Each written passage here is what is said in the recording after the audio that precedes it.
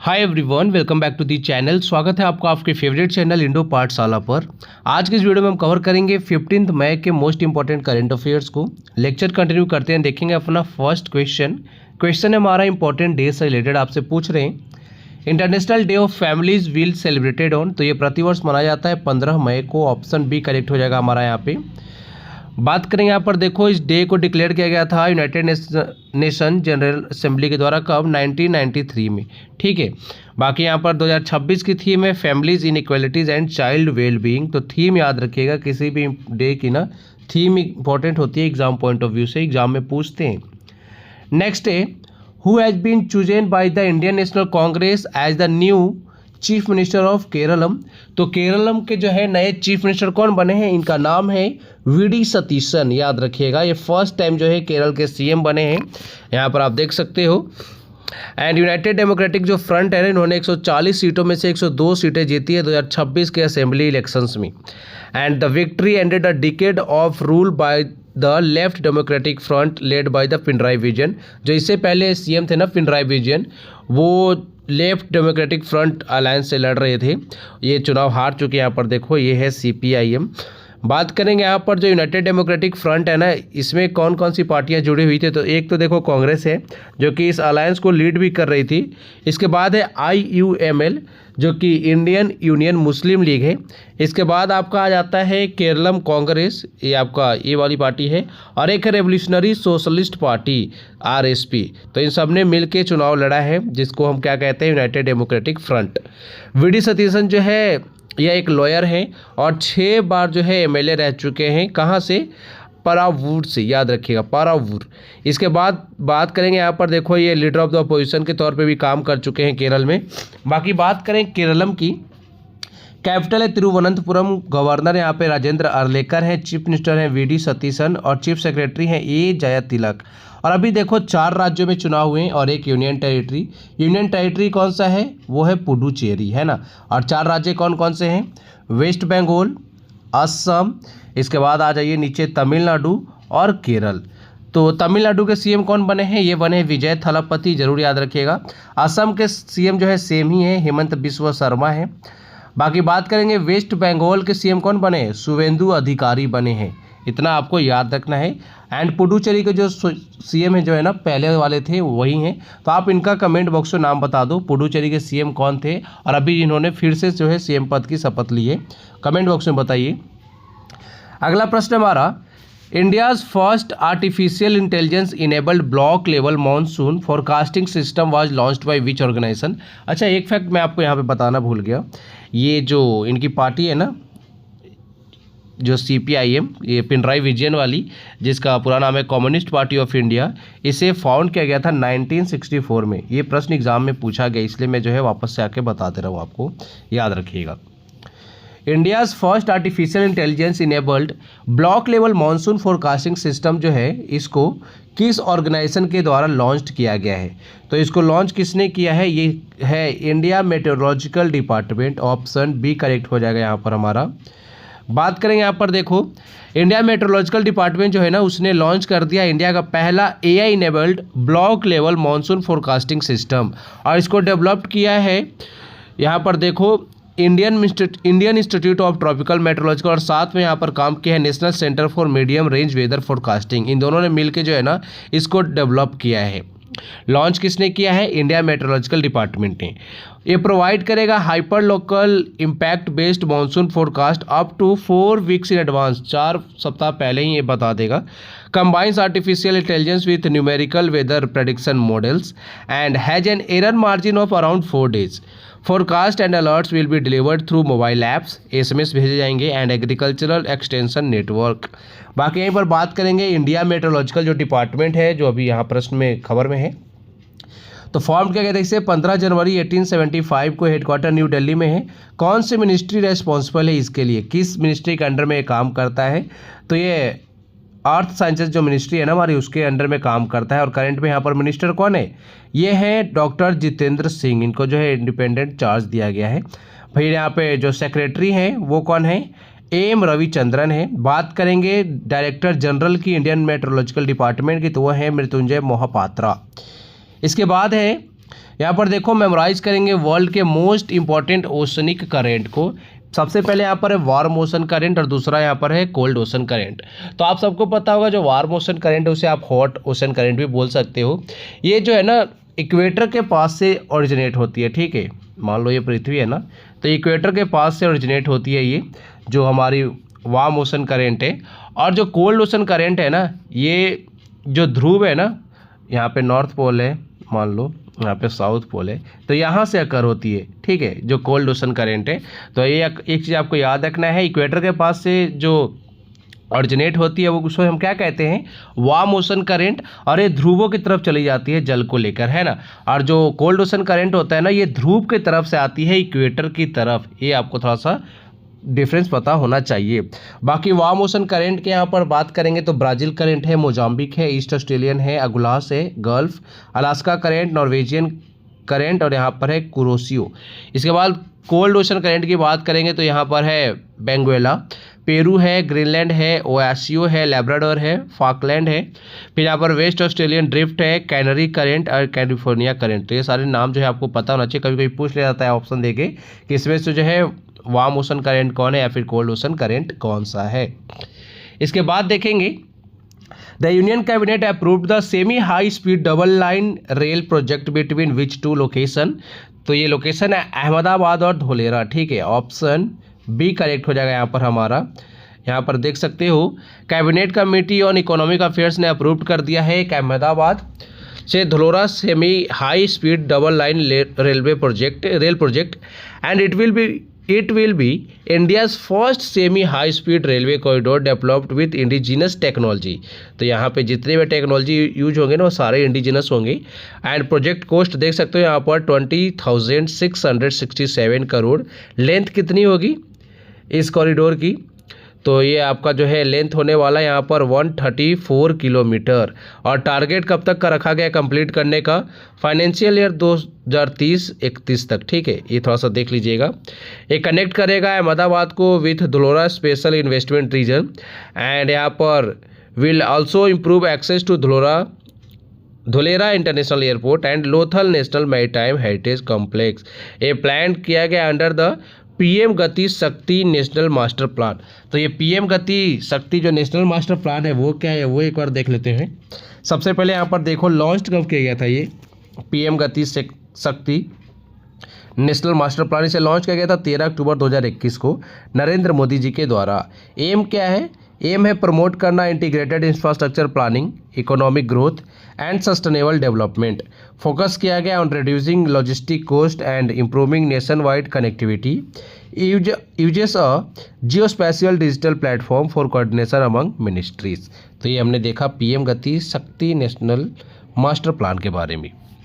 यहाँ पर कुछ इंडियन रेलवे से रिलेटेड इंपॉर्टेंट फैक्ट है जो आपके एग्जाम पॉइंट ऑफ व्यू से काफ़ी ज़्यादा इंपॉर्टेंट है, प्रश्न यहाँ से पूछते हैं। सबसे पहले इंडियन रेलवे जो है ना ये 4th लार्जेस्ट रेलवे नेटवर्क है इन द वर्ल्ड, ये आपको पता होना चाहिए। डिब्रूगढ़ टू कन्याकुमारी जो है इंडिया का लॉन्गेस्ट ट्रेन रूट है ये, और इस रूट में एक ट्रेन चलती है विवेक एक्सप्रेस। ये तो आपने लूसेंट जीके में भी पढ़ा होगा, है ना, कि सबसे लंबी दूरी तय करने वाली भारतीय ट्रेन कौन सी है, विवेक एक्सप्रेस है। ये जाती है डिब्रूगढ़ जो कि असम में पड़ता है, और कन्याकुमारी जो आपका है कहाँ पड़ता है बता दो कमेंट बॉक्स में, तमिलनाडु में, है ना। बात करेंगे Uttar Pradesh has the longest railway track length in India followed by Rajasthan. तो उत्तर प्रदेश में जो है लॉन्गेस्ट रेलवे ट्रैक है आपका भारत में, लेंथ की बात हो रही है यहाँ पे, और दूसरे नंबर पर राजस्थान है।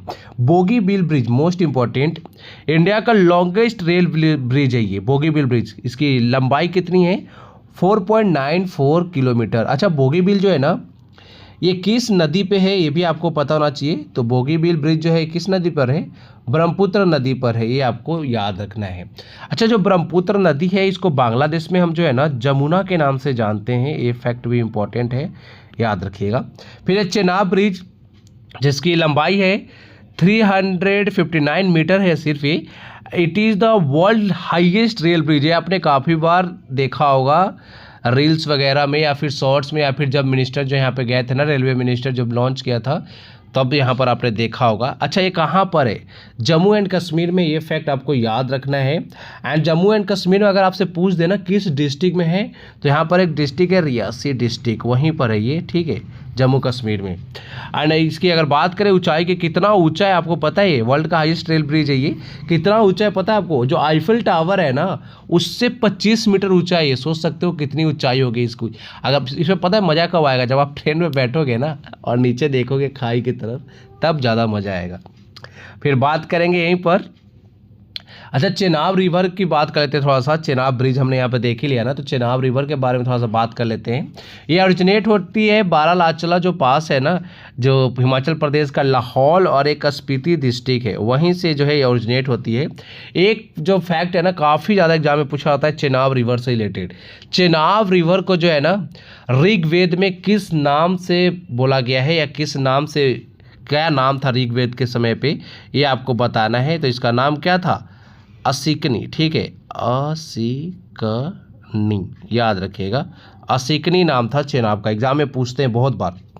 हुबली जंक्शन रेलवे स्टेशन जो है इंडिया का लॉन्गेस्ट रेलवे स्टेशन है ये।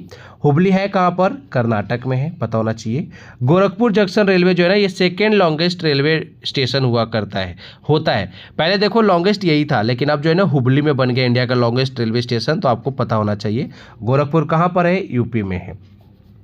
बात करेंगे मेजर रेलवे मैन्युफैक्चरिंग यूनिट्स की, तो देख सकते हो यहाँ पर चित्तरंजन लोकोमोटिव वर्क्स जो है वेस्ट बंगाल में है। इंटीग्रल कोच फैक्ट्री जो है चेन्नई में है। पेरम्बूर, बहुत ज़्यादा एग्जाम में पूछते हैं, याद रखिएगा ये। इंटीग्रल कोच फैक्ट्री में ही है जो ना, ये आपका जो वंदे भारत है वो भी यहीं पर बना था।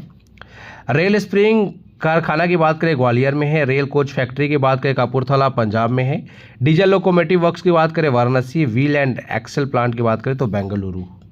इसके बाद है which feedstock emerged as India's largest source for ethanol production for the first time during the first half of ethanol supply year 2025 to 26। तो ये है मेज, ऑप्शन सी करेक्ट हो जाएगा यहाँ पर हमारा। यहाँ पर देखो, मेज बिकम इंडिया का largest ethanol feed stock for the first time in the ethanol supply year 2025-26। And यहाँ पर देख सकते हो कितना कंट्रीब्यूट किया है मेज ने। About 182 crore litres of ethanol in the first half of ethanol supply year 2025-26। Total ethanol supply की बात करें, क्रॉस हो चुका है 515 crore litres during the first 6 months of the year. Maize is preferred due to year round availability, lower water use than sugarcane, better scalability for blending targets beyond E20। Sugarcane remains an important source in India's biofuel system ecosystem। ये थोड़ा सा देख सकते हो, काफ़ी ज़्यादा important है sugarcane. और अभी इथेनॉल की जो है ना प्रोडक्शन भी बहुत ज़्यादा इंपॉर्टेंट हो गया, क्योंकि आप सबको पता है तेल की कितनी ज़्यादा शॉर्टेज हो रही है ना। नेक्स्ट है, Who was sworn in for a 7th term as the president of Uganda। तो युगांडा के जो है ना 7वीं बार प्रेसिडेंट कौन बने हैं, किन्होंने शपथ लिया है? ये है योवेरी मुसेवेनी, याद रखिएगा, ऑप्शन सी करेक्ट हो जाएगा। 7वीं बार प्रेसिडेंट बन चुके हैं। कैपिटल है यहाँ पर युगांडा का काम्पाला। ऑफिशियल लैंग्वेज की बात करें तो ये है स्वाहिली और इंग्लिश। प्रेसिडेंट योवेरी मुसेवेनी है। एंड जेसिका एलुपो जो है ना वाइस प्रेसिडेंट है, प्राइम मिनिस्टर है रोबिना नबांचा, ठीक है। आगे यहाँ पर देखो मैप में आपको लोकेशन शो होगा युगांडा का। ये अफ्रीकन कॉन्टिनेंट का एक कंट्री है युगांडा। एंड अपनी बॉर्डर जो है ना टच करता है विक्टोरिया लेक से। तो चलो, विक्टोरिया लेक काफ़ी ज़्यादा इंपॉर्टेंट है एग्जाम पॉइंट ऑफ व्यू से, मैं आपको बता देता हूँ।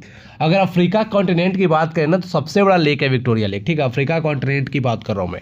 और अगर वर्ल्ड लेवल पर देखा जाए ना, तो second largest fresh water lake है ये, ठीक है। विश्व में दूसरा सबसे बड़ा मीठे पानी का झील है लेक विक्टोरिया। लेक विक्टोरिया देखो 3 देशों के साथ अपनी बाउंड्री टच करता है। वो कौन कौन से हैं? एक तो आपको युगांडा यहाँ पर मैप में दिख रहा है, ये वाला मैप में आ जाओ, ये है युगांडा। यहाँ पर है केन्या और नीचे यहाँ पर है तंजानिया, देख सकते हो बीच में है लेक विक्टोरिया। जो विश्व की सबसे लंबी नदी है ना नाइल रिवर को देखो 2 नदियों से मिलके बनती है, ठीक है। एक तो है वाइट नाइल, जो कि ऑरिजिनेट कहाँ से होती है? लेक विक्टोरिया से होती है। यहाँ से नदी निकल के जाती है वाइट नाइल। आगे जाके देखो एक लेक तना है इथियोपिया में कौन सा है? लेक तना। वहाँ से निकलती है ब्लू नाइल। ये दोनों ना यहाँ से जो निकलती है वाइट नाइल यहाँ विक्टोरिया से, और जो तंजानिया से निकलती है, ये क्या बोलते हैं आपका ब्लू नाइल, ठीक है, यहाँ से वाइट नाइल और वहाँ से ब्लू नाइल दोनों निकलती हैं। और ये आगे जाके ना जो सूडान की जो खार्तूम है ना, जो कैपिटल है, वहाँ पे दोनों जाके नदियाँ जो है ना मर्ज कर जाती है। उसके बाद जो है इस नदी को हम नाइल रिवर कहते हैं, आपको याद रखना है। एंड आगे जाके जो है अपना जल गिराती है, यहाँ पर मेडिटेरेनियन सी है यहाँ पर, ठीक है। तो बाकी यहाँ पर तंजानिया से एक और इम्पॉर्टेंट फैक्ट आपको याद रखना है, तंजानिया में ही जो है ना अफ्रीका का सबसे ऊँचा ये आपका जो हाईएस्ट पीक जो है ना माउंट किलिमंजारो तंजानिया में ही है। ये भी फैक्ट आपको याद रखना है, इंपॉर्टेंट है। तंजानिया यहाँ पर मैप में देख रहे हो ना, ये लेक नेट्रोन है ना यहाँ पर, इसी के थोड़ा सा साइड में इधर आओगे ना तो आपको मिलेगा माउंट किलिमंजारो, जो कि अफ्रीका की सबसे ऊंची चोटी है। चलो आगे देखेंगे। नेक्स्ट है the report title India's nuclear energy vision strategic pathways for SMR deployment was released by which organisation. तो इसका नाम क्या है, India's nuclear energy vision strategic pathways for SMR deployment. इसको किस ऑर्गेनाइजेशन के द्वारा रिलीज किया गया है? तो ये ऑर्गेनाइजेशन कौन सा है? इस ऑर्गेनाइजेशन का नाम है the energy and resources institute. Option C correct हो जाएगा यहाँ पर हमारा, ठीक है। आगे यहाँ पर देखो, India will require an investment of 23 to 25 lakh crore to achieve 10 gigawatt nuclear power capacity by 2047। The report highlights the importance of small modular reactors for clean energy, grid stability and industrial decarbonisation. India जो है currently operate करता है 25 nuclear reactor and यहाँ से installed capacity की बात करें तो 8.8 गीगावाट ही है मात्र, ठीक है। देख सकते हो the union budget 2025-26 allocated 20,000 crore for SMR research and deployment. India aim to develop 5 indigenous SMRs by 2033। तो हमें जो है ना 2033 तक जो है लगभग 5 जो हैं स्मॉल मॉड्यूलर रिएक्टर जो हैं डेवलप करने हैं। तो ये टारगेट है हमारा, याद रखिएगा। The energy and resources institute की बात करें तो इसे इस्टेब्लिश किया गया था 1974 में।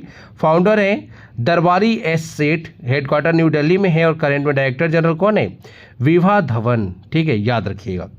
आगे हम यहाँ पर रिवाइज करेंगे कुछ न्यूक्लियर पावर प्लांट जो हमारे इंडिया में है, काफ़ी इंपॉर्टेंट होता है, लोकेशन एग्जाम में पूछ लेते हैं डायरेक्ट जो है। तारापुर एटॉमिक पावर स्टेशन जो है किस राज्य में, इस तरह से। तो कुंडनकुलम न्यूक्लियर पावर प्लांट की बात करें तमिलनाडु में है, कुंडनकुलम लोकेशन है यहाँ पर, देख सकते हो। Tarapur atomic power station Maharashtra में है, राजस्थान एटॉमिक पावर जो है राजस्थान में ही है। Kaiga generating station most important, Karnataka में बहुत बार पूछते हैं एग्जाम में। फिर बात करेंगे काकरापार एटॉमिक पावर स्टेशन, ये भी गुजरात में है। फिर मद्रास एटॉमिक पावर स्टेशन की बात करें तमिलनाडु में है। And Narora atomic power station जो है ना उत्तर प्रदेश में है, याद रखना है, मोस्ट इंपॉर्टेंट फैक्ट, ठीक है। आगे देखेंगे the BRICS foreign minister meeting 2026 chair by S Jaishankar begin in which city. तो देखो ये ब्रिक्स के जितने भी समिट्स होंगे ना, मान लो फॉरेन मिनिस्टर या किसी भी मिनिस्ट्री की, सबका जो है न्यू दिल्ली में ही होगा या फिर भारत में होगा, है ना। तो क्योंकि ब्रिक्स समिट 2026 का आयोजन जो है ना भारत में हो रहा है इस बार, तो इसीलिए ब्रिक्स से रिलेटेड जितने भी समिट्स होंगे सब कुछ इंडिया में ही होगा। तो ये अभी आयोजित हुआ है न्यू दिल्ली में, याद रखिएगा, ऑप्शन बी करेक्ट है। यहाँ पर आप देख सकते हो BRICS foreign minister meeting 2026 begin on 14 May 2026 in New Delhi. Chair किया गया था इसे S जयशंकर के द्वारा, जो हमारे फॉरेन मिनिस्टर हैं। Serves as the key preparatory meeting for India's BRICS chairmanship 2026। Major agenda यहाँ पे है क्या क्या? Global geopolitical and regional security, economic cooperation and multilateral reforms. A special focuses on BRICS at the rate 20, highlighting resilience, innovation and sustainable development। ये theme भी है इस बार की। एंड बात करेंगे reinforces India's leadership role in global south। बाकी BRICS की बात करें, फॉर्मेशन इसका हुआ था 16 जून 2009। फाउंड किया गया था कहाँ पर? रसिया के एकटेरिनबर्ग में। एंड करेंट में अभी चेयरमैन नरेंद्र मोदी है, क्योंकि अभी जो है अध्यक्षता हम ही कर रहे हैं, भारत कर रहा है। मेंबर हैं टोटल कितने ब्रिक्स में, देख सकते हो, ब्राज़ील, रसिया, इंडिया, चाइना, साउथ अफ्रीका, ये स्टार्टिंग वाले हैं, ठीक है। फाउंडिंग मेंबर्स भी आप कह सकते हो। साउथ अफ्रीका वैसे 2009 में ही जुड़ा था। बात करेंगे अभी देखो नए जो बने मेंबर्स ना, Egypt, Ethiopia, Iran, Saudi Arabia, United Arab Emirates and Indonesia हैं। आगे देखेंगे Uber partner with Adani group to establish its first data centre in which country. तो यहाँ पर राइट आंसर हो जाएगा इंडिया के साथ, ऑप्शन सी करेक्ट है। उबर ने पार्टनर किया है किसके साथ, अडानी ग्रुप के साथ, किस लिए, to build its first data centre in India. The announcement followed a meeting between Dara Khosrowshahi and Gautam Adani in Ahmedabad. The facility will support Uber's global technology operations, including real-time app services, artificial intelligence systems, and payment infrastructure. It aligned with Adani Group strategy to develop AI-ready green power digital infrastructure. Next है, यहाँ पर हम revise करने वाले हैं। देखो सबसे पहले हम यहाँ पर बात करेंगे confederation of Indian industry annual summit 2026 जो है कहाँ पर आयोजित हुआ, न्यू दिल्ली में। इंडिया ने रिसेंटली लॉन्च किया है Bharat maritime insurance pool with a total under writing capacity of 1.5 billion US$। Valley fever देखो काफ़ी ज़्यादा न्यूज में है, ये किसके कारण होता है, फंगस के कारण होता है। केविन वाट्स जो है ना, अभी यहाँ पर फेडरल रिजर्व जो है ना, यहाँ का रिजर्व बैंक जो यूएस का राष्ट्रीय बैंक है, जिस तरह से हमारा सेंट्रल बैंक है ना RBI, उसी तरह से वहाँ पर है फेडरल रिजर्व बैंक, ठीक है। तो उसी के जो है नए गवर्नर बने हैं केविन वाट्स, याद रखिएगा। प्रशांत पीछे जो इनका अपॉइंट किया गया इंडिया का नेक्स्ट एम्बेसडर कहाँ पर, ओमान में। फिर यहाँ पर आर मुकुंदन जो है, इन्होंने प्रेसिडेंट का पद संभाला है कॉन्फेडरेशन ऑफ इंडियन इंडस्ट्री में, 2026 से 27 तक रहेंगे ये। RBI की बात करें, इन्होंने कैंसिल कर दिया अभी बैंकिंग लाइसेंस किसका, सर्वोदय कोऑपरेटिव बैंक लिमिटेड का। Indian cyber crime coordination centre की बात करें, इन्होंने MOU साइन किया है RBI के साथ to strengthen cyber fraud prevention and tackle mule accounts. फिर यहाँ पर सुसान एलियास जो इनको अपॉइंट किया गया, फर्स्ट फीमेल प्रिंसिपल बनी है ये सेंट स्टीफेन कॉलेज की, इंपॉर्टेंट है, याद रखिएगा। स्वपन साधन बोस जो है ना, इनको जो है ये फॉर्मर प्रेसिडेंट रह चुके हैं मोहन बागान सुपर जायंट के, जो इनका हाल ही में भी निधन हो चुका है, याद रखना है, इंपॉर्टेंट पर्सनैलिटी हैं। अब हम रिवाइज करेंगे 2025 के इंपॉर्टेंट करंट अफेयर्स को थ्रू वन लाइनर्स फॉर्म। सबसे पहले यहाँ पर देखो, सिद्धार्थ हरी कुमार जो है film maker of short film जिसका नाम है वासु, इनको जो है यहाँ पर रिसेंटली सेलेक्ट किया गया as a finalist at the student academy award 2025। फिर यहाँ पर an albino Indian flapshell turtle जो है was recently spotted in Gujarat. Mother Teresa जो कि फर्स्ट नॉन इंडियन थी जिनको जो है नोबेल प्राइज़ मिला था 1979 में, एंड इनको भारत रत्न से भी सम्मानित किया जा चुका है 1980 में। इनका जन्म हुआ था 26 अगस्त को, कहाँ पर, अल्बानिया में, याद रखिएगा, इंपॉर्टेंट फैक्ट है। नोबेल प्राइज़ कब मिला है और भारत रत्न कब मिला मदर टेरेसा को, दोनों फैक्ट इंपॉर्टेंट। नोबेल प्राइज़ मिला है 1979 में, 1980 में जो है भारत रत्न मिला है। नेपाल है जो officially joined the international big cat alliance in August 2025। अभी देखो इंटरनेशनल बिग कैट अलायंस की बात करें ना, तो यहाँ पर लेटेस्ट वाला मेंबर जो बना है 26th मेंबर, वो कौन बना है, सऊदी अरबिया बना है। और इंटरनेशनल बिग कैट अलायंस की जो समिट हो रही है ना इस बार 2026 वाली, कहाँ पर हो रही है, न्यू दिल्ली में हो रही है, ये भी फैक्ट इंपॉर्टेंट है, याद रखना। India signed a letter of intent with World Food Programme to fight global hunger. The new guidelines launch by India are intended for animal blood banks. Gaurav Banerjee जो है इनको अपॉइंट किया गया है chairman of the Confederation of Indian Industry, national media and international council for 2025-26। Kabak Yano की बात करें, ये जो है अरुणाचल के माउंटेनर हैं जिन्होंने सक्सेसफुली चढ़ाई कर दी है माउंट किलिमंजारो के। अभी मैंने आपको फैक्ट बताया था ना, अफ्रीका की सबसे ऊंची चोटी है माउंट किलिमंजारो, कहाँ पर है, किस देश में है, तंजानिया में है, याद रखिएगा, इंपॉर्टेंट है। राजीव रंजन की बात करें, इनको जो है अपॉइंट किया गया है vice president and chief risk officer at the New Development Bank. Oman aims to attract 1 million Indian tourist annually. Sunil Gavaskar जो इनको ऑनर किया गया है with a life size statue at Wankhede stadium. Khelo India water sports festival 2025 जो है कहाँ पर आयोजित हुआ है, श्रीनगर के डल लेक में।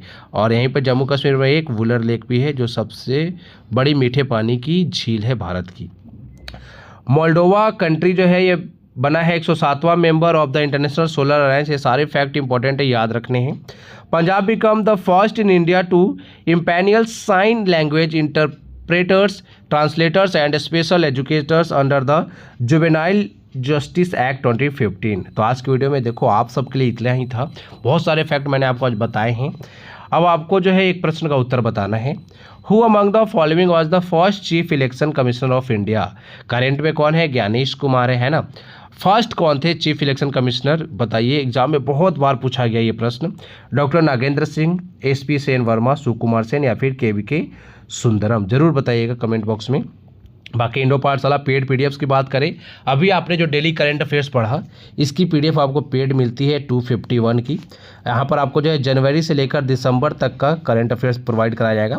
मंथली करंट अफेयर्स हमारा 65 का आता है। यहाँ पर आपको जो है हम 6 मंथ का मंथली करंट अफेयर्स देते हैं, जनवरी टू जून का देंगे आपको। यहाँ पर हम देखो 3 तरह की पीडीएफ हम प्रोवाइड करते हैं मंथली वाले में। एक तो आपका 250 का एमसीक्यूज हो जाता है, बिल्कुल डिटेल्स के साथ टॉपिक वाइज सिलेक्टेड यहाँ पर हमने क्वेश्चन रखे। ऐसा नहीं है कहीं से भी क्वेश्चन उठाए कहीं से भी रख दिया, नहीं।